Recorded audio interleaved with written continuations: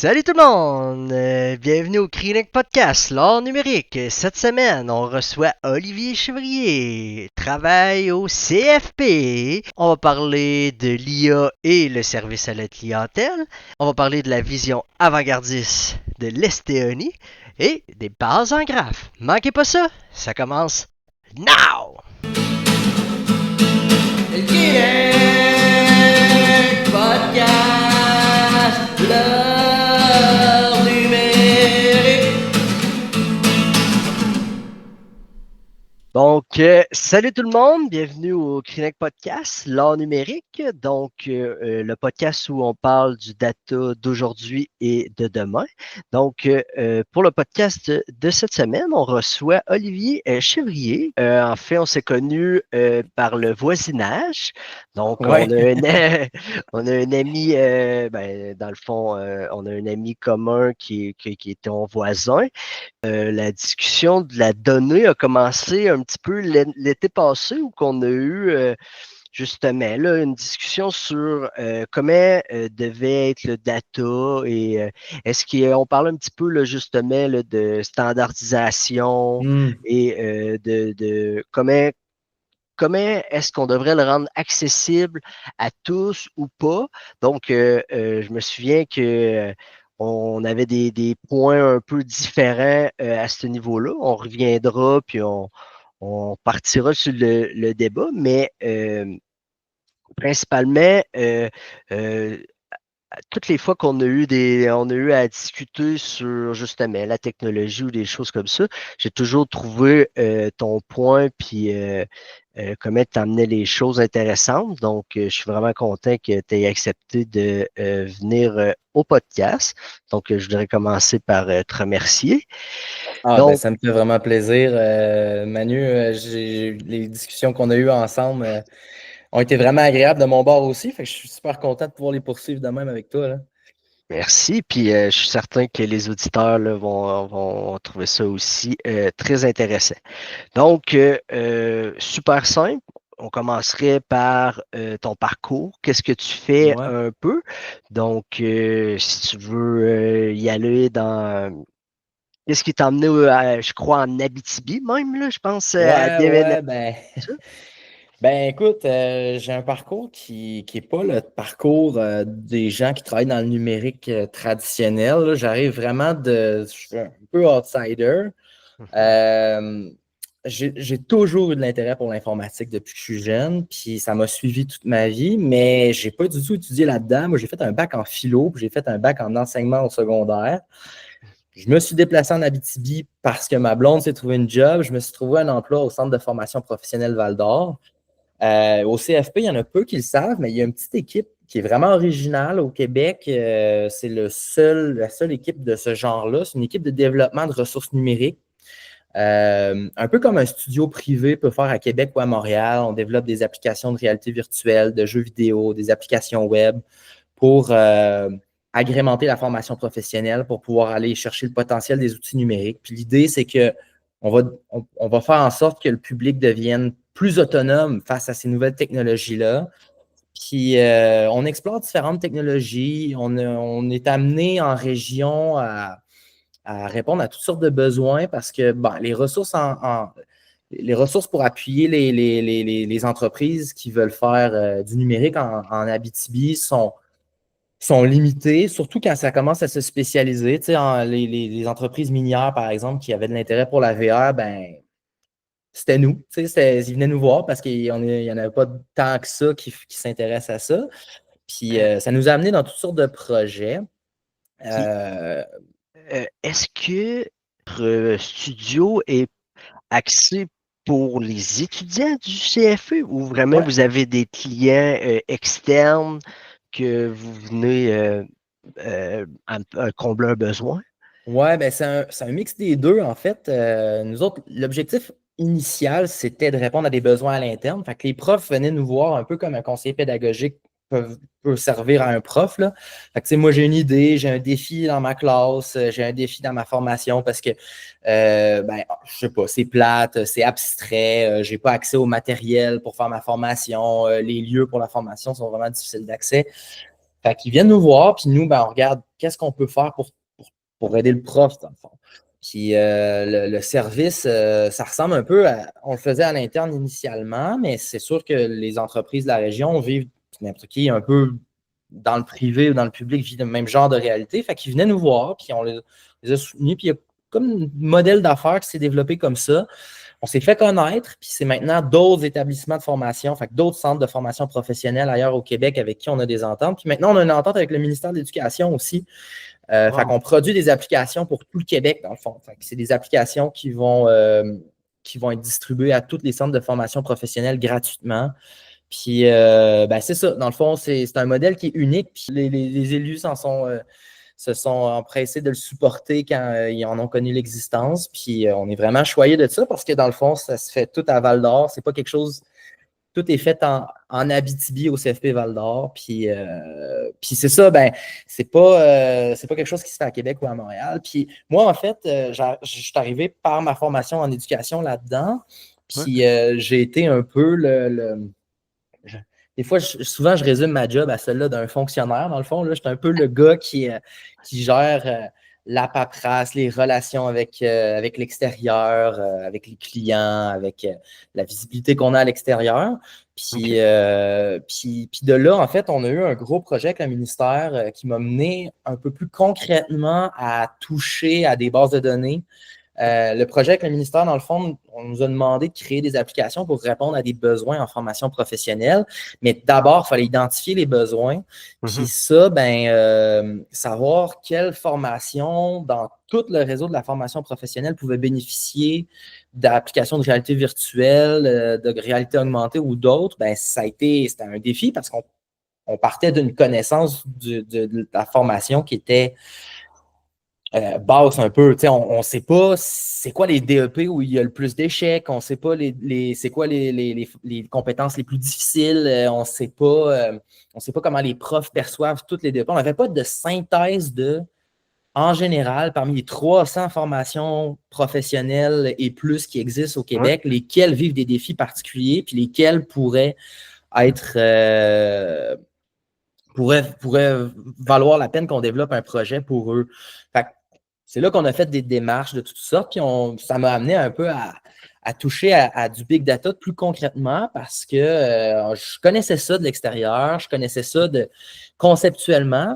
C'est des choses qui m'intéressent depuis toujours. Je suis vraiment sensible à toutes sortes je suis vraiment sensible à la transformation de l'État vers le numérique. Je suis vraiment sensible à la transformation numérique collective aussi. C'est des choses que j'avais déjà réfléchi, je connaissais déjà de l'extérieur, mais là, je me suis vraiment mis plus les mains dedans. Puis, je dirais pas que j'ai une expertise à tout casser là-dedans, mais ça a permis vraiment de clarifier un peu mes idées et ma vision sur vers où je pense que ça s'en va. Fait que, Quand tu parles au niveau maintenant du big data, est-ce que c'était au niveau du big data de tes besoins en enseignement ou vraiment comment utiliser le big data dans un système X? ouais, ben, je dis big data. On n'est peut-être pas au stade de big data. Là, en fait, on a ramassé énormément on a ramassé de l'information puis on les a croisées. Fait on a fait un peu de l'analyse de données avec les données brutes. Dans le fond, on a fait à la fois des analyses du réseau de la formation professionnelle à partir de données existantes. Fait que, qui donne quoi, quelle est la population étudiante, par région aussi, par secteur, par industrie. Fait qu'on a fait cette analyse-là.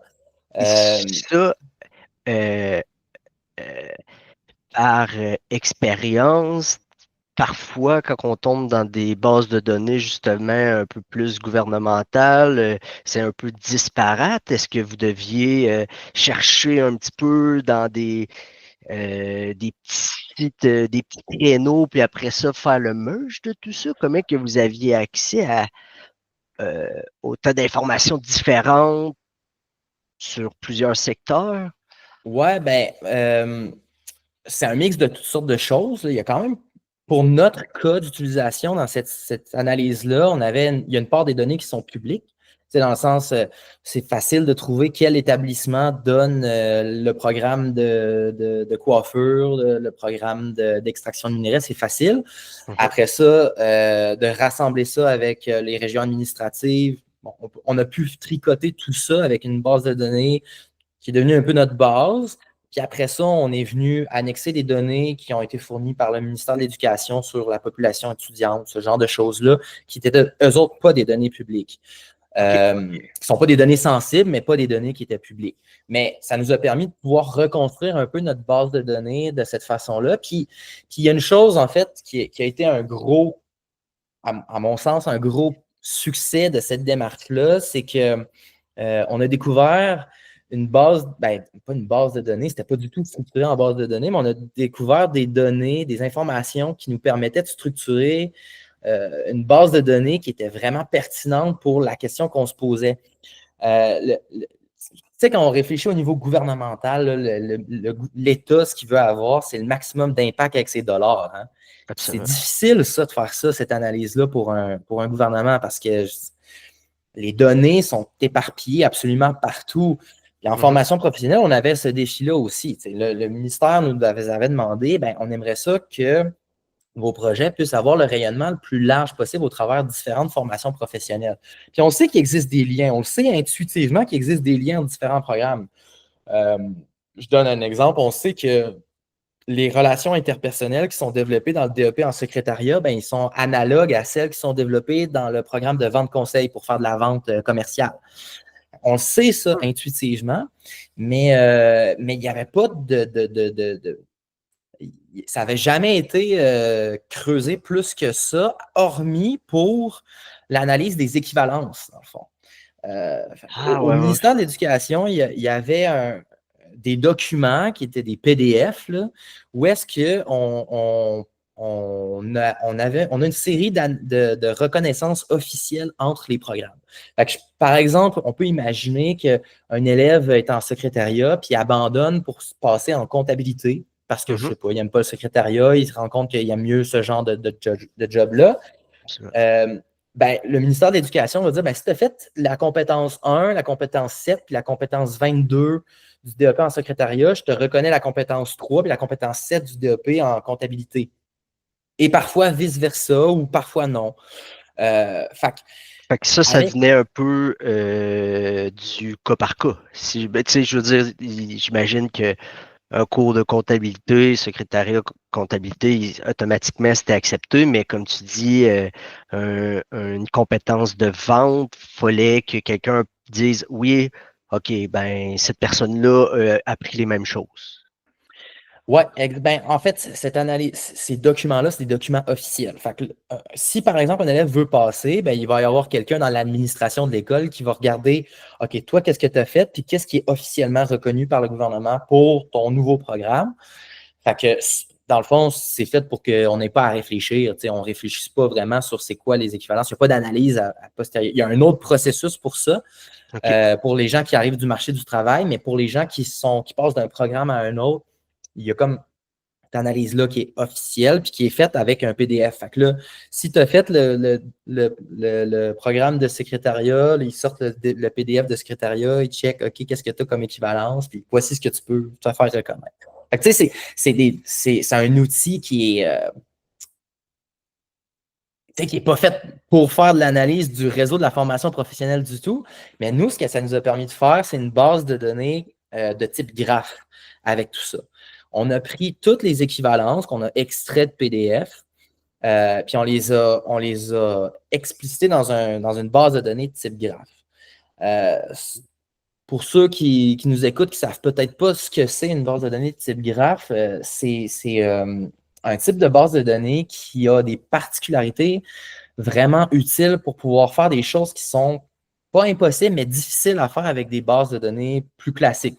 Généralement, les bases de données relationnelles SQL. Si je peux l'imager très facilement, là, une base de données relationnelle, c'est comme un Excel, c'est des tables, j'ai des colonnes, j'ai des lignes. Une base de données en graphe, c'est plus similaire à un réseau de concepts. Je ne sais pas si, Manu, tu as fait des réseaux de concepts au secondaire, là. faisait ça, nous autres, là. Moi, je suis de la réforme, hein. Fait que là, on mettait notre thème au milieu, puis là, on mettait on faisait des liens avec d'autres concepts, puis là, on les mettait en lien entre eux autres pour faire un réseau de concepts, dans le fond, là. Est-ce que ça ressemble un petit peu, ça me fait penser un petit peu au mind map? Est-ce que ce serait Ouais, un petit exact, peu c'est ça, un mind map. un- C'est un mind map, dans le fond, un réseau de concepts, c'est OK, le OK, terme. OK. Fait qu'un Au mind secondaire, map, on n'a pas fait, mais OK, ben, tu sais ce que c'est, j'ai vu là. par la suite, au cégep, j'ai commencé à utiliser ça un peu plus. Mais oui, oui, OK, Nous autres, oui, on nous oui, je les vois a mis ça. dans le fond de la gorge dès le plus jeune âge, là, avec la réforme, là. Ah, Mais, mais c'est. Fait que ça, si on veut imaginer ce que c'est un peu ça, une base de données en graphe. Puis, les bases de données en graphe, c'est vraiment pratique pour pouvoir exprimer, pour pouvoir modéliser plein de choses de façon beaucoup plus intuitive qu'avec une base de données relationnelle.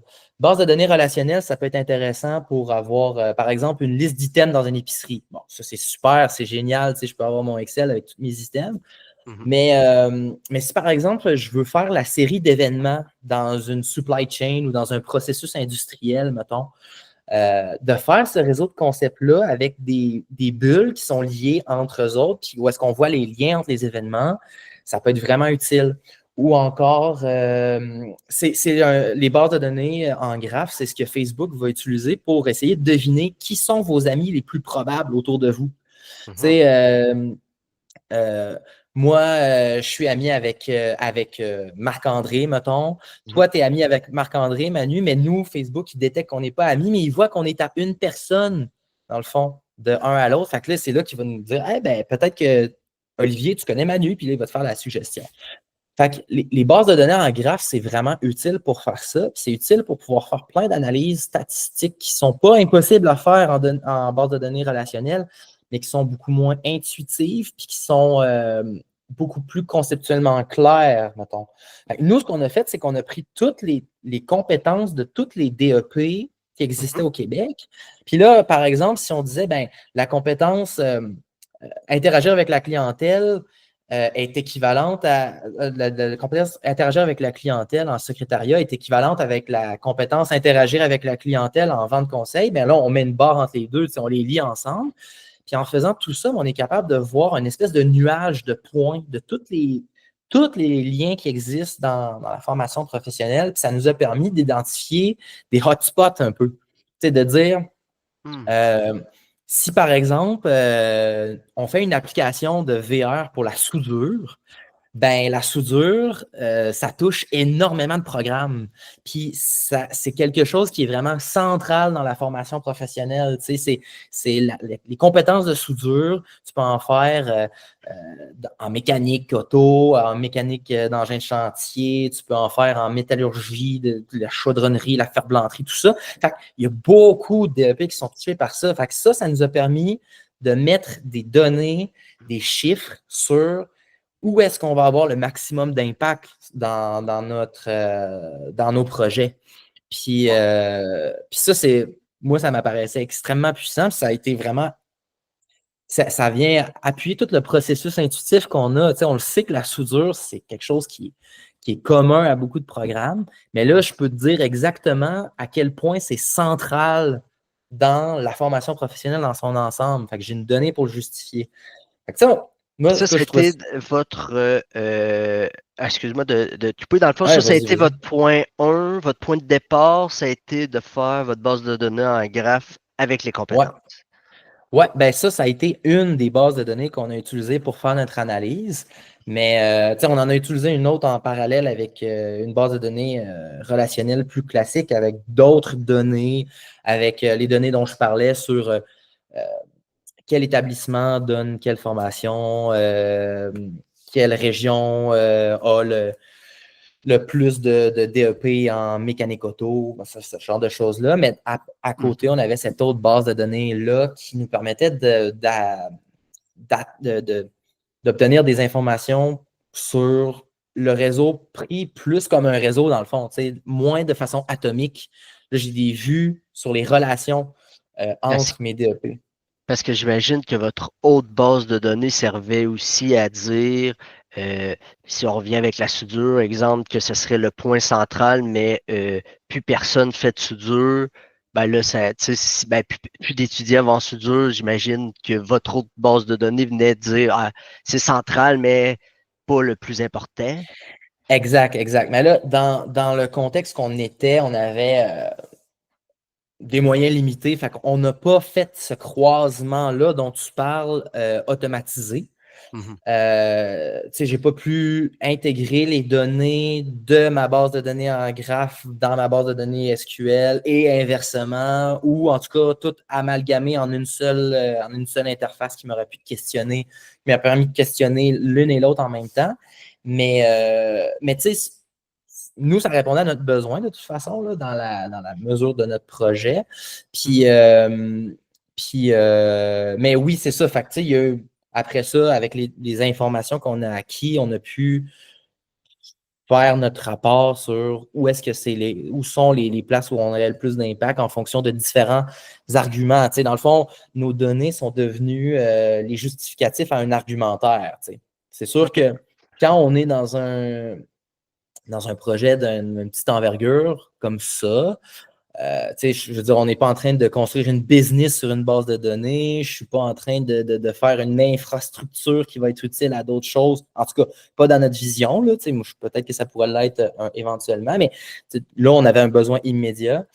Quand on est dans cette vision-là, notre objectif, ce n'était pas de systématiser notre analyse. Là, hein? Puis on l'a utilisé de façon ponctuelle une première fois, puis on n'en aura peut-être pas besoin à nouveau. Là. Fait que, en tout cas, OK. pas pour. C'est peut-être qu'on va. C'est sûr qu'ultimement, on aimerait beaucoup pouvoir faire des analyses en temps réel, capable de dire OK, ben moi, j'ai fait un projet en mécanique auto.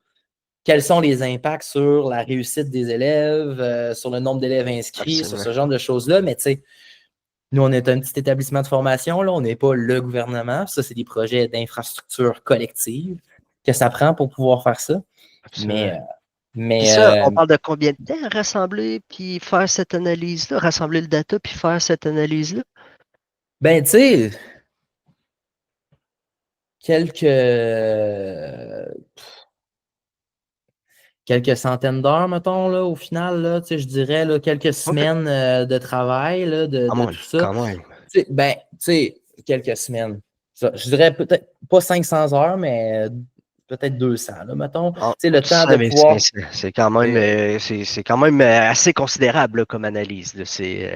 Ouais, ben, tu sais, c'est sûr que au-delà de ça, il y avait une démarche qu'on a apprivoisée. On n'était pas, on n'avait pas d'experts en base de données en graphe. Fait que on a Puis eu une idée, on a dit OK, on y va, on fonce, puis on s'est approprié les outils pour pouvoir le faire. Fait que ça a ça été. ressemble à quoi justement votre équipe? Tu dis qu'il n'y avait pas de spécialiste en base de données, ça Ouais. ressemble, c'est ça votre, c'est ça, Ben, votre équipe. nous, notre équipe, on est un studio de développement numérique à l'origine. Là. Fait que les skills de notre équipe, les compétences de notre équipe, c'est plus axé sur la 3D, la prog. On a des personnes en web aussi. Fait que, tu sais, familier avec l'infrastructure. Mais vous êtes Mais les combien choses que. de personnes? En fait, On est 12. OK, 12. OK, Ouais, 12 ouais. à 3D, web, puis infrastructure. OK, OK. Ouais, ben tu sais, un peu plus que ça maintenant, si on compte des équipes de stagiaires réguliers dans notre équipe, là, mais tu sais, on a comme c'est à peu près l'ordre de grandeur que je peux donner. Puis tu sais, c'est ça, on n'avait pas un consultant à mettre là-dessus, quelqu'un qui aurait été très spécialisé là-dedans, mais on s'est aperçu aussi que, tu sais, c'est sûr qu'on aurait pu pousser l'outil beaucoup plus loin, mais les outils de base de données, c'est relativement accessible. Là. Tu sais, c'est pas des choses c'est pas de la rocket science. Hein?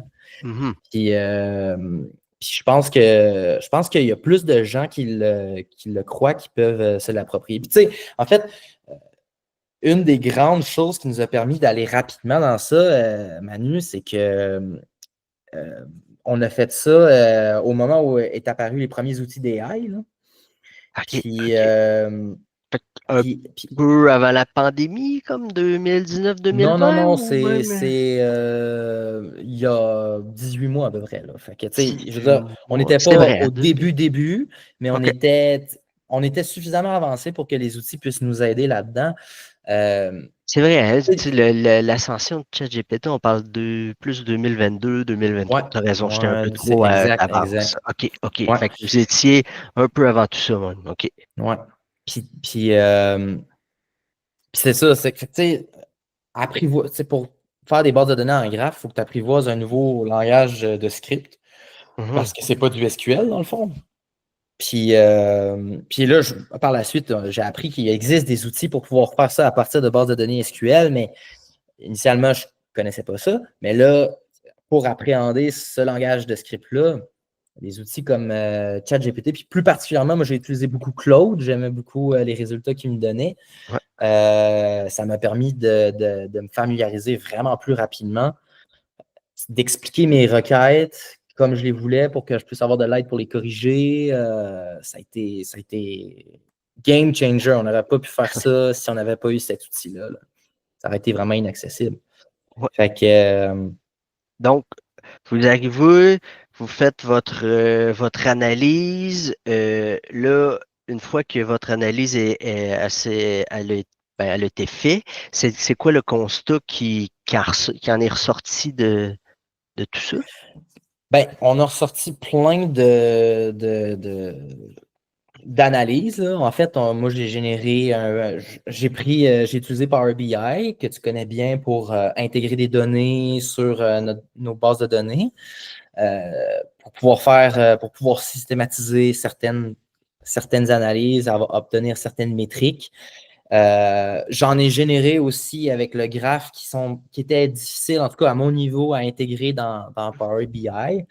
Ouais. Fait que j'en ai généré à part. Puis avec tout ça, on a conclu qu'il y avait certaines formations qui bénéficieraient davantage que d'autres de nos efforts.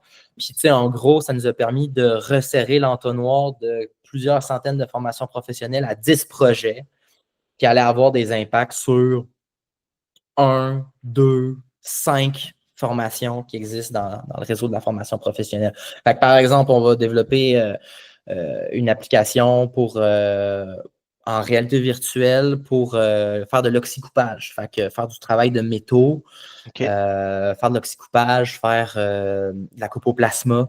Fait que ça, c'est des choses qui apparaissent vraiment centrales dans la formation professionnelle, peuvent toucher beaucoup, beaucoup, beaucoup de gens.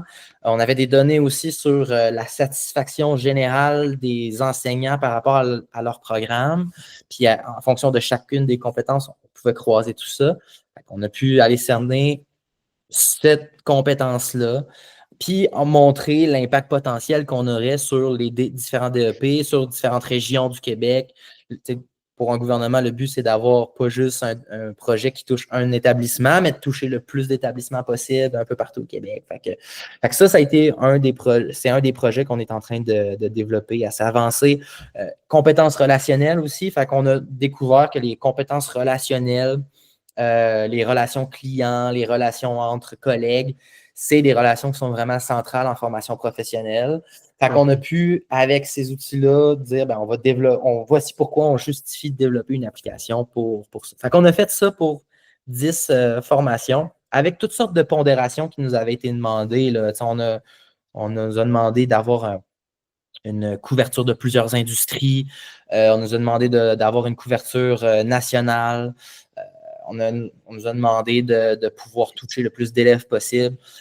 Fait avec ces métriques-là, on est arrivé avec des analyses qui répondaient aux attentes du ministère. Puis c'est ça. En fait, la démarche nous permet, aujourd'hui, avec les données qu'on a, on a pu aussi justifier que si on fait un projet pour, par exemple, faire de l'oxycoupage, voici toutes les régions du Québec qui sont touchées, voici le nombre d'élèves qui sont touchés, voici le nombre de DEP qui sont touchés. Puis au final, la conclusion, c'est que nos 10 projets, les ressources qui vont être déployées, vont avoir chaque établissement au Québec va pouvoir utiliser plus qu'une application. Là. Au moins une, si ce n'est pas deux, si ce n'est pas trois, si ce n'est pas cinq. Et ça, donc,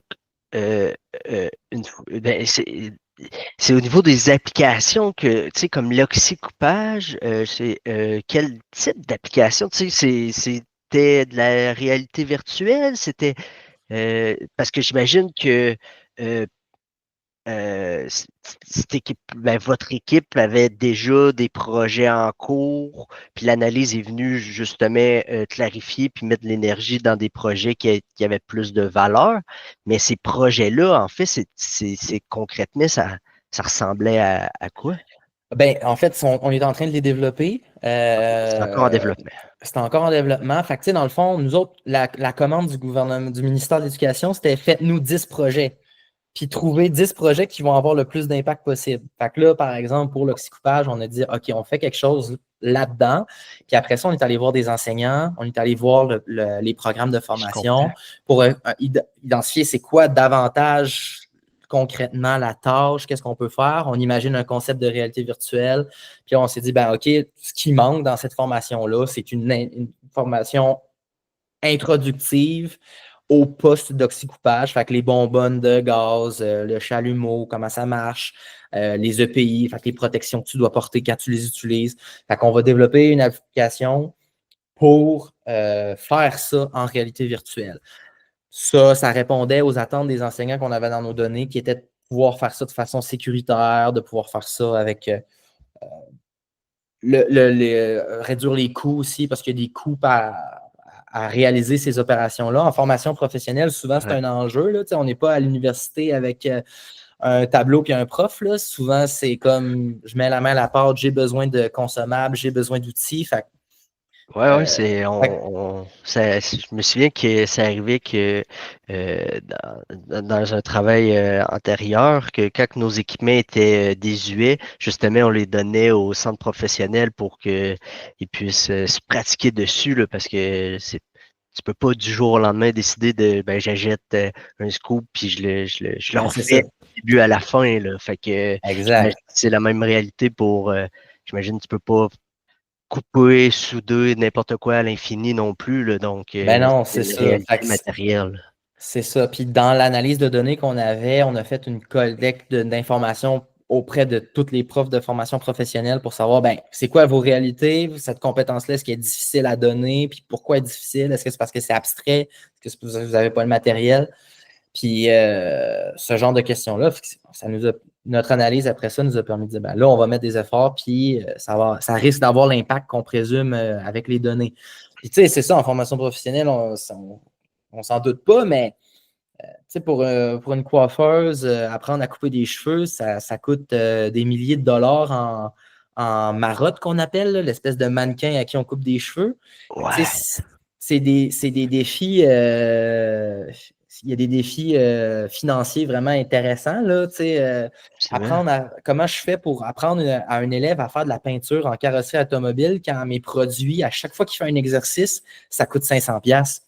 C'est Fait que, vrai que hein, c'est plus dispendieux que se pratiquer dans un Excel, là, effectivement, là. ouais, c'est ça. Des fois, ça coûte rien, mais des fois, ça peut être vraiment très conséquent. Puis, il y a des enjeux liés à ça. Il y a des enjeux liés à la disponibilité des situations. Je donne un exemple. On va travailler sur on veut soutenir le programme en production animale. Les fermes, dans le fond, les autres, Mhm. ils doivent apprendre, ils doivent montrer à faire des mises bas. Fait que l'accouchement d'un veau, dans le fond. Ouais. Mais ça, les élèves, concrètement, ça ne veut pas dire qu'ils vont rencontrer ça en stage, mais ils sont en théorie évalués là-dessus. Fait que, tu sais, Hmm. comment ça- les technologies peuvent aider avec ça. Puis les données ont pu montrer qu'il y avait un besoin partagé, pondéré, même si c'est un DEP qui n'est pas tellement populaire, le besoin est grand en pondération de son offre sur le territoire au Québec. Puis Fait que c'est ça. est-ce que je pense à justement l'accouchement des veaux. Est-ce que votre solution a la possibilité de aller en dehors d'un CFP, donc un fils d'agriculteur qui voudrait se spécialiser, est-ce qu'ils peuvent avoir accès à vos outils ou Ben, j'aimerais ça, mais c'est pas. En fait, nous autres, on fait des applications pour le ministère de l'Éducation. Peut-être, j'aimerais bien, là. Écoute, Si c'est le cas, je t'en tiendrai informé parce que Ouais. moi, c'est un peu notre vision. On aimerait ça, mais comment ça va se concrétiser, ça, je ne le sais pas encore, là. Pour l'instant, c'est limité aux établissements de formation professionnelle. Je comprends. C'est super intéressant. Puis, euh, je me demandais, tu sais, t'as dit tout ce qui est je pense, le service à la clientèle, là, un peu Mhm. le contact humain, tout ça. Est-ce que vous avez développé justement des affaires de VR puis tout ça pour justement les discussions humaines Ouais, puis tout ouais. ça? Ouais, ben, on est assez avancé dans ce projet-là, mais oui, en fait, ce qui est drôle, c'est que les données nous ont montré que notre intuition était bonne. Nous, au Centre de formation professionnelle Val-d'Or, on a des formations en secrétariat, en vente conseil, en coiffure, où est-ce que la relation avec la clientèle, c'est important. Puis c'était un besoin des profs. Puis on nous le signifiait depuis plusieurs années. Mais le problème, c'est que c'était difficile de pouvoir répondre à ce besoin-là avant l'intelligence artificielle. Mhm. Là, les données sont venues prouver qu'il y a un besoin, puis on avait un concept déjà en tête un peu qu'on voulait explorer, qui était d'utiliser ces outils-là d'AI pour pouvoir développer ça. Parce que là, il existait déjà des outils en réalité virtuelle pour pratiquer des interactions avec la clientèle, mais en gros, comment ça fonctionnait, c'était détection de mots-clés. Puis, fait que là, j'ai un client en face de moi en réalité virtuelle, il me pose une question, je réponds, puis là, si l'application détecte certains mots-clés, elle va me donner plus ou moins de points ou me faire passer à la prochaine étape ou faire des embranchements dans les scénarios. Ouais. C'est relativement limité ce qu'on peut faire avec ça. C'est plus ou moins réaliste. Puis c'est en tout cas, nous autres, on voyait qu'il y avait un potentiel limité à cette approche-là. Mais là, avec les AI, il y a beaucoup plus de potentiel parce que là, on peut faire discuter des personnages. Je peux faire un personnage, je peux lui dire, OK, ben là, toi, tu vas être un client fâché qui a acheté des écouteurs la semaine passée puis qui vient au magasin, puis tu veux te faire rembourser, puis tu veux des excuses. Puis Absolument. là, l'élève il est envoyé dans un scénario comme ça. Puis faut qu'il gère avec les techniques qu'il connaît. Puis après ça, on est capable aussi de faire, de demander à l'AI de faire une analyse un peu plus personnalisée de ce que l'élève a répondu. On peut mettre des attentes, par exemple. On sait qu'au programme, il y a certaines techniques de communication qui sont à développer. Ben, je peux dire à l'AI, je souhaite que tu détectes ces Mhm. techniques-là, puis si tu la détectes, donne 2 points, mettons. On va donner une pondération. Fait Ah. que, c'est Donc, ça, on peut. ça, c'est intégré dans le VR. Vous intégrez Ouais, justement ce chatbot-là un petit peu directement dans ouais, votre application. ouais, exact. Ben, tu sais, on n'est pas Wow. les. C'est pas. On n'est pas les seuls à faire ça là, pour tout le domaine du jeu vidéo avec la réalité, avec l'intelligence artificielle, c'est en train d'être transformé parce que le non-playable character, là, le petit bonhomme qu'on croise dans un jeu qui répétait 12 fois la même phrase quand on s'approchait de lui, ben là, Ah ouais. il peut m'amener dans des interactions beaucoup plus sophistiquées. Ben, nous, on fait la même chose, mais on l'utilise pour la formation. On explore le potentiel de ça en formation. OK. OK. C'est vraiment intéressant. Donc, Donc là, en ce moment, l'analyse est faite. Vous avez vos 10 applications que vous travaillez en ce moment. Est-ce que vous êtes encore au niveau du développement? Est-ce qu'il y en a qui sont utilisés en ce moment dans j'imagine le premier, ça va être le CFP de Val d'Or ou c'est at large? Ça va être distribué à tout le monde au Québec dès que ça va être prêt. Là, c'est sûr on s'est pas encore publié. On a déjà des partages là, au travers de différents profs, des conseillers pédagogiques un peu partout qui sont en train de nous faire des commentaires sur les premières applications. Mais ça, c'est un développement sur 2 ans qu'on fait. Fait qu'on en fait 5 cette année, euh, puis 5 l'année prochaine. Puis c'est ça. OK, C'est cool. ça, c'est Fait une. que c'est pas, vous êtes basé à Val d'Or, mais vu l'intérêt pour votre expertise, c'est rendu vraiment at large au Québec. Oui, c'est ça. Ça va être des Cool, applications cool. disponibles à tous les établissements de formation professionnelle. Ça va être fourni par le ministère de l'Éducation, dans le fond. Fait que ça peut être un peu comme je pourrais le dire, c'est comme si à la place de fournir un manuel scolaire, ben, le ministère de l'Éducation, il fournit des applications de réalité virtuelle pour certaines formations, pour certaines compétences des parcours de formation. Fait que Wow, c'est ce qu'on est en train de faire. wow, c'est cool ben, ce que vous faites, puis en étant une personne de l'Abitibi, là, que ce soit fait Ouais, à ouais, ouais. Val-d'Or, fait que c'est vraiment, vraiment super. Puis, comme tu dis, euh, vous êtes la seule équipe qui travaille sur ça au niveau des CFP? Ouais, ben même au-delà des CFP, je sais qu'au niveau de la formation professionnelle, on est les seuls. Au niveau du collégial, moi, j'ai jamais entendu ça non plus. Puis du domaine universitaire, je sais qu'il y a des initiatives à gauche, à droite, mais tu sais, en fait, c'est pas quelque chose qui est. L'idée est, le studio, c'est pas unique. Là. On fait pas de l'expérimentation propre. Ce qu'on fait, c'est que dans le fond, on est comme un studio. Parce qu'il y en a plein d'établissements de formation, là, autant au collégial, à l'universitaire qu'aux formations professionnelles, secondaires, qui font affaire avec des studios privés pour développer des applications pour répondre à leurs Hmm. besoins. Mais nous, dans le fond, c'est comme ça, mais dans une école qui développe des ressources pour le public. Dans le fond, c'est un peu ça la vision. Wow, c'est vraiment cool. Puis, comment que ça l'a commencé pour que ça se bâtisse, puis tout ça, parce que de ce que je comprends, vous êtes un peu tapé la trail là, Ouais, dans ben, ce domaine-là. ouais, ouais. Ouais, Fait que ben, comment que.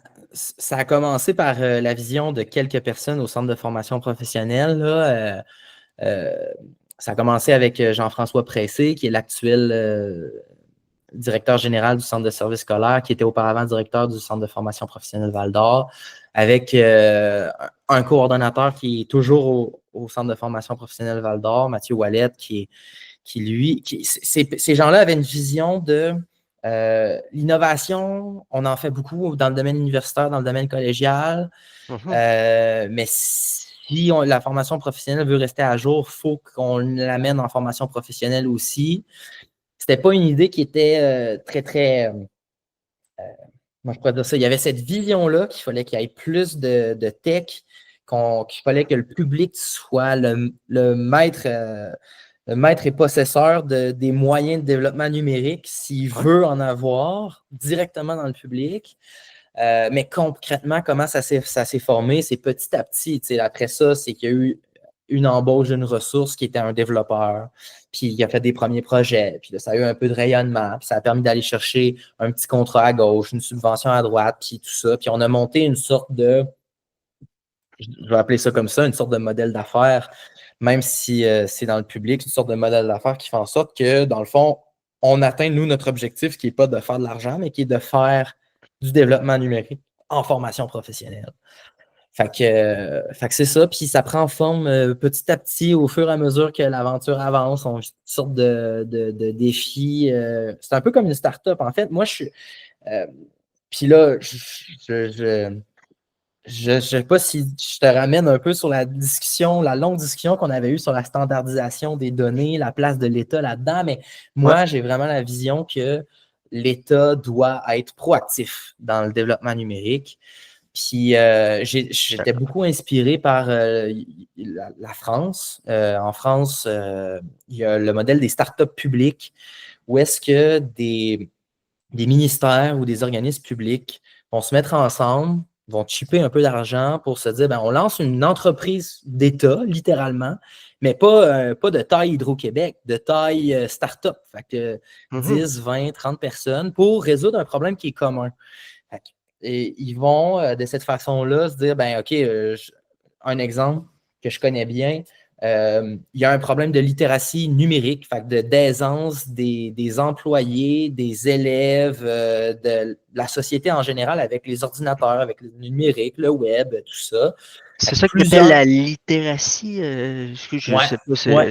Fait que c'est la maîtrise de la technologie, Ouais, c'est-tu?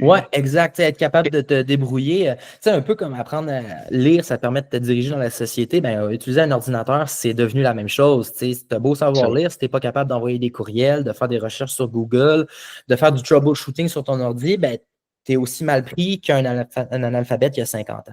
Absolument, Fait je que comprends. c'est un peu cette idée-là. Fait que la France avait cet objectif-là de réduire son niveau d'analphabétisme numérique. Plusieurs ministères se sont mis ensemble pour développer une entreprise d'État qui a développé une plateforme de développement des compétences numériques. Fait que c'est une plateforme qui s'appelle PIX. Puis eux autres, après ça, ben, ça, c'est fourni à tous les établissements de formation en France. Il y a des ministères qui l'utilisent. Puis ils le vendent à des entreprises en France. Ils le vendent à d'autres pays. Fait qu'ils ont développé une sorte de modèle d'affaires, si on veut, avec un besoin. Dans le fond, ils ont pris les ressources publiques, ils les ont investies pour développer une solution qui répond à leurs besoins. Puis après ça, ben, ils la distribuent avec des canaux conventionnels qu'utiliserait le privé, si on veut. En fait, OK. eux autres, c'est qu'il y a comme l'investissement, il est ben, beaucoup moins risqué de cette façon-là parce que les autres, ils se disent, ben, mettons qu'on développe un produit qui a, qui a de l'intérêt à l'international. Au pire, on fait de l'argent. Puis si, mettons, ça ne marche pas, ben, au moins, j'ai un produit pour répondre à mes besoins à l'interne. Absolument. Il y a comme cette vision-là qu'ils avaient en France. Puis j'aime beaucoup aussi le modèle qui est un modèle qui est assez connu dans le monde, là, le modèle estonien, où est-ce que l'Estonie, dans les années 90, a décidé de devenir une nation numérique, le premier État numérique au monde. Puis l'Estonie a développé des solutions pour pouvoir faire la transformation numérique de sa société, autant dans l'administration publique que dans le privé. Il y a une infrastructure numérique qui a été développée par l'État, qui est fournie par l'État, puis qui a maintenant permis à l'Estonie de développer une industrie qui sert plein d'autres gouvernements dans le monde. Ils ont une expertise qui permet à d'autres gouvernements de numériser leurs services. Ils ont développé des outils qui sont distribués librement qu'on peut trouver sur Internet, là, qui sont distribués sous licence MIT. Puis ça a permis d'accélérer énormément la numérisation de la société. 99% des services de l'État sont offerts sur le web maintenant en Estonie. Le vote, les impôts sont faits en temps réel, connectés au système bancaire en temps réel. Il y a toute l'exploration du potentiel de ça pour les supply chains nationales.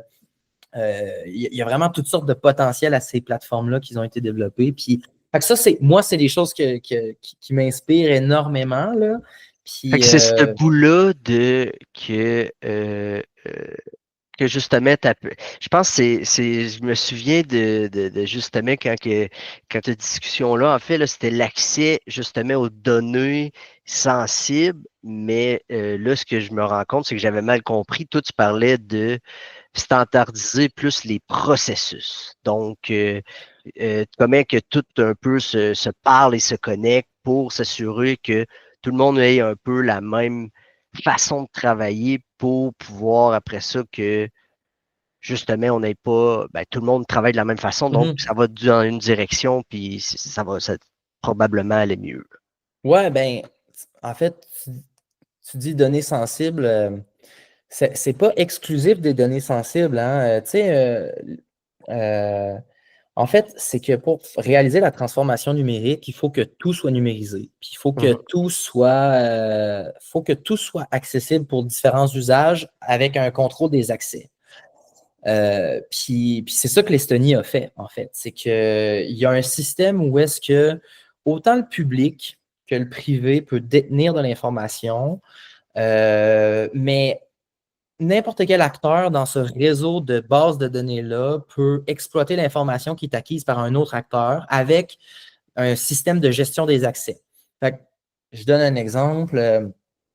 Moi, je suis un citoyen, j'ai eu un cancer du poumon, Mhm. puis j'aimerais ça que mes données soient utilisées pour faire de la recherche. Je veux pas qu'on sache que Olivier a un cancer du poumon, mais je veux qu'on sache qu'un homme de 31 ans qui vit de telle façon, qui a tel revenu, a eu un cancer, puis qu'une université puisse l'exploiter.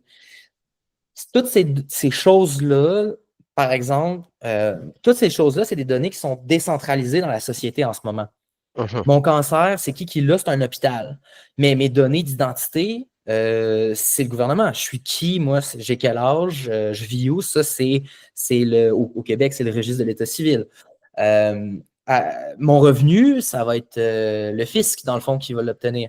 Comment on fait pour que ce système-là puisse tout se parler, Mhm. puis qu'on puisse faire des études pour dire, eh ben, voici c'est quoi le portrait type de quelqu'un qui a le cancer du poumon, puis voici comment on peut le prévenir maintenant. Ben ça prend une infrastructure collective. Ouais, Puis ça, on n'a pas ça au Québec. Puis 100%. il y a peu d'États qui l'ont.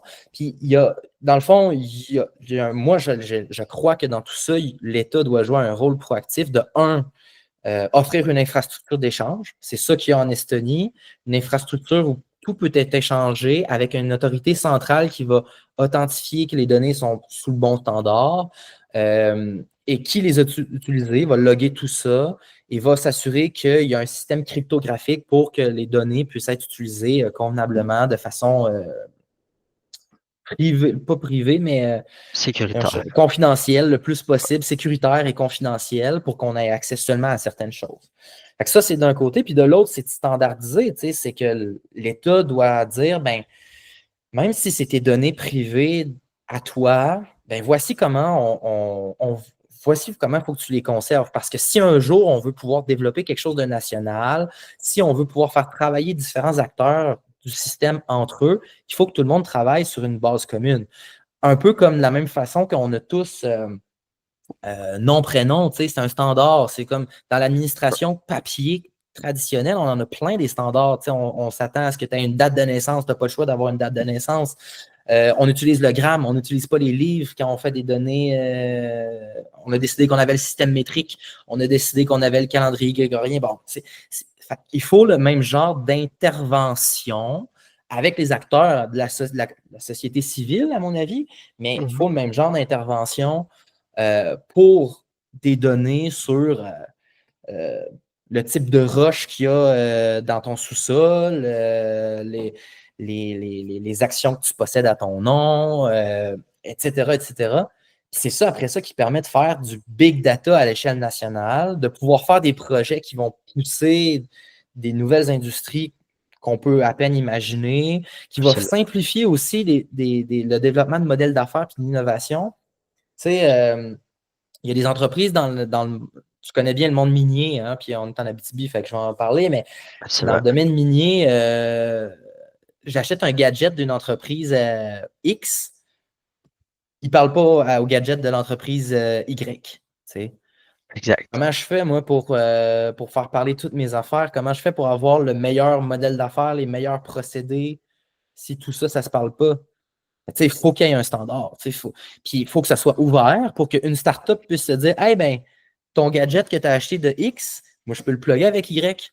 Puis tu vas optimiser telle ou telle affaire, tu vas obtenir tel genre de nouvelles données, tu vas pouvoir faire telle affaire que tu n'étais pas capable de faire avec juste X et juste Y auparavant.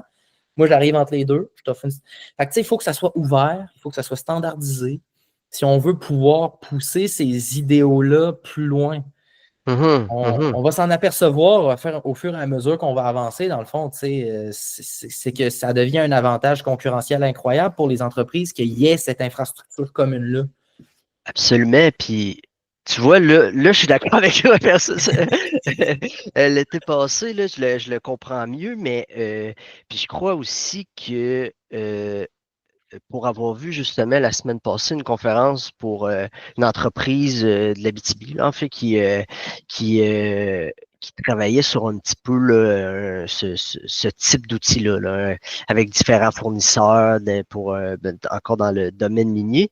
Puis je me dis que même de standardiser et mettre l'État à l'intérieur de ça, amènerait même une protection à ces développements-là parce que je me disais Mhm. que j'écoutais l'entreprise puis j'étais comme, hey, ça prend juste un géant qui arrive, vient rafler ça, puis tout ce qu'ils ont fait va tomber à l'eau. Là. Mais puis Mhm. c'était super, là, leur idée puis ce qu'ils mettaient en place. Donc, effectivement, ça amène de cette protection-là, puis cette façon de travailler-là que tu le fais une fois, puis après ça, tu peux l'utiliser à tout le monde dans l'État ou dans le. Peu importe. Exact. Tu sais, puis quand je dis l'État, c'est pas nécessairement l'État, le gouvernement qui arrive, voici comment il faut que ça marche. Tu sais, ça peut être un consortium d'une industrie. Tu sais, mettons pour les mines, ça pourrait être un consortium qui est encadré par l'État en disant, mais vous êtes obligé de faire un standard, mais après ça, votre standard, c'est vous qui le décidez, mais il est obligé c'est obligatoire qu'il soit public, le standard. Tu sais. Fait, ça peut être juste ce genre de structuration-là qui est faite par l'État, pas nécessairement une intervention top-down. Mais une fois que tu as ça, tu peux imaginer des nouvelles affaires que tu peux imaginer, par exemple, parce qu'après ça, ce qui devient incroyable, c'est que si toutes les données sont connectées ensemble, on peut imaginer qu'il existe une sorte de grosse boîte noire en arrière de toute la société envers laquelle je peux faire des requêtes, un peu comme je peux le faire avec une base de données. Là, je peux faire mes requêtes SQL, mais là, je pourrais faire mes requêtes à une boîte noire qui connaît tout. Fait que je peux faire une Ouais. requête, par exemple, pour savoir, ben, est-ce qu'il y a un potentiel, c'est quoi le potentiel moyen d'exploiter euh, le minerai pour en extraire du titane au Québec, mettons. Là, j'ai toutes mes données, puis je suis capable d'avoir une carte générale. Mais les données pourraient être. Puis, je dis ça, je dis n'importe quoi, mais ça pourrait être. Est-ce que le budget de l'État est dépensé convenablement? Est-ce qu'il y a de la corruption? Si tout est. J'ai ma boîte noire. Avec ma boîte noire, je suis capable d'évaluer les flux d'argent sans savoir nécessairement où s'en va l'argent exactement. Je ne veux pas savoir à qui, puis quoi, puis quel contrat, mais je suis capable de faire des requêtes génériques Mhm. pour être capable d'obtenir de l'information à savoir si l'argent a été dépensé correctement. Exact. Puis tout le On- machine learning prend tout son sens là aussi. Le plus que tu as d'informations, plus que là, tu peux trouver une corrélation, puis après ça, Exact, développer un modèle, puis justement exact, trouver les choses qu'on pourrait même pas penser parce que tu peux pas, t'as pas la météo puis l'état de tes pneus, par exemple. Fait que exact, c'est là, de ça. pouvoir faire la corrélation entre les deux, par exemple. Exact, c'est ça. Pour une minière, peut-être qu'on s'apercevrait que les minières où est-ce qu'il y a plus de gens qui sont d'origine polonaise sont plus lucratives. Genre, je sais pas. Exact. C'est ce genre d'analyse-là avec lequel, tant qu'il n'y a pas une infrastructure collective de données, on n'est pas capable de faire. On va toujours être limité, puis ça va toujours aussi être une dépense pour les entreprises. Ça va tout le temps être comme il faut repartir de zéro. Alors que s'il y a un système commun avec des standards communs, ben, le gros du travail est fait. Après ça, moi, je me connecte à ça, j'alimente la machine, je vais chercher des informations de la machine, moi aussi, de la boîte noire, tu sais. Mhm. Puis tu sais, on a un bénéfice collectif, à mon sens, là, évident. Mais c'est un gros projet, là. C'est pas simple, mais c'est pas impossible. Tu sais, c'est quelques piliers qu'il faut mettre en place pour être capable de faire une transformation numérique collective. Ouais. Puis, mais on est loin de ça quand même là, au Québec. Là. On n'y est pas du tout. Ta vision du data futur, ben, ça, c'est un petit peu ce que tu viens d'expliquer, mais au-delà de ça, comment que tu verrais le futur justement pour la donnée, soit au niveau du CFP ou justement au niveau de l'État en général? Ouais, ben, moi, j'espère je pense que quand on comprend, quand on utilise les données pour faire des analyses au-delà de l'intuition, une première fois, on comprend tout le potentiel qu'il y a là-dedans. Puis j'espère que ma vision pour l'avenir, c'est que ça soit standardisé, mis en commun, protocolisé pour qu'on puisse être capable de pousser ça encore plus loin. Il y a tout un cadre législatif, social, économique même qui pourrait changer avec ce genre de choses, de vision-là. Mais je pense que c'est possible. Je pense que c'est vraiment dans l'intérêt de tout le monde de le faire. Après, ce qui est tough, c'est la transition vers cette vision-là. Hein, faut pas y aller trop long shot. Là. Ça, c'est une vision. Moi, j'ai fait un bac en philo. Là, fait que je parle conceptuellement, je parle dans mes nuages. Là. Ouais. Mais ce qui n'est pas facile, c'est comment on se rend là. Ça, d'un côté, comme je le disais, il y a l'État qu'il faut qu'il fasse des choses. Les acteurs individuels aussi, en attendant, il faut qu'ils mettent en place des choses quand même pour être capable d'exploiter les données puis être capable d'en comprendre le potentiel pour leur propre modèle d'affaires. Si tu n'as pas fait des analyses relativement simples sur c'est quoi tes consommateurs dans ta business, c'est quoi les patterns que tu peux observer dans les comportements de ta clientèle, ça va être difficile après ça de te convaincre qu'on a besoin de cette énorme infrastructure-là collective pour faire le lien entre ta consommation de jus d'orange puis les cancers du cerveau, puis Exact. ce genre de choses-là. Qu'est-ce qui est probablement un peu... je me pose souvent la question justement de, tu sais, on a pendant un bout, on parlait de Temu là, qui volait les données puis tout ça, mais en fait, c'est eux autres ils doivent, je me dis, crime, c'est pas le vol de données, mais en fait, comme tu dis, ils doivent analyser justement tellement les consommateurs que ils doivent faire des corrélations, puis comme tu dis, est-ce que ça va être utilisé à faire le lien entre le jus d'orange et le cancer du cerveau? Est-ce que, je